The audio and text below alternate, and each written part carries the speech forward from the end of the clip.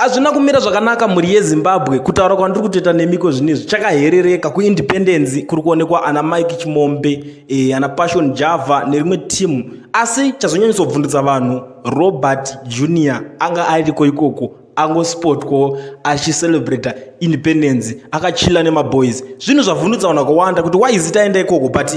chokwadi munongochiziva kuti ndo patika yababa wake ndoko akanhingirina aida kuita sei. Asi chinhu chandazoongorora ndechekuti these guys vanotodiseva zvavo kucelebrata independence because ana baba vavo vakanyanyisa kubenefita more than ana baba venyu mimi because wada kutarisisa uchaona kuti pakatanga hondo yeyo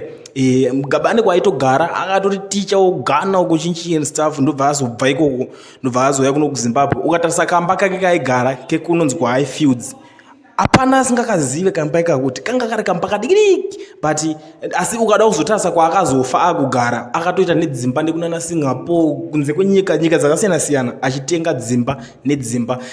dzimotikari tichataure first car yake apana asina kuiona makairatidzwa but ukazotarisa mota dzaakazofa kufamba nadzo kana vana vake uchatoona kuti ndo vanhu vanokwanisa kudiseva kucelebrata independence iri kuitwa ike zvinezvi kwete iwewe wekuti pakaitwa hondo sekuru vako vaigara mukamba kehuswa iwewe baba vako ndobva vasiyiwa chinzi mukopana mukuru bva wagara mukamba kehuswa iwewe ndiwo wakatozojamuka kwamhanya kuuya kuno kujoza ukati ndakumbotsvaga mari kuti nditenge marata ndizokwanisa kuti ukandinga 2 rooms wobva wanzi uri kucelebrata independence for sure azvimake sense kwauri but anyway muri Zimbabwe ndo nyaya ndanawo ndakakubatirai kuti timboonesana nyaya iri kuitika tichikuudzai tichikuzivisai zvinhu zviri kuitika paground kutaura kwandiri kutoita nemi iko zvinezvi so kana chingotanga kusvika panapa iri first time yako panonzi paCoolian TV gara wasubscribe wokomenta wolike woshare ndoramba ndichidzoka nemaupdates nezvimwe zvese zvinenge zvichiitika.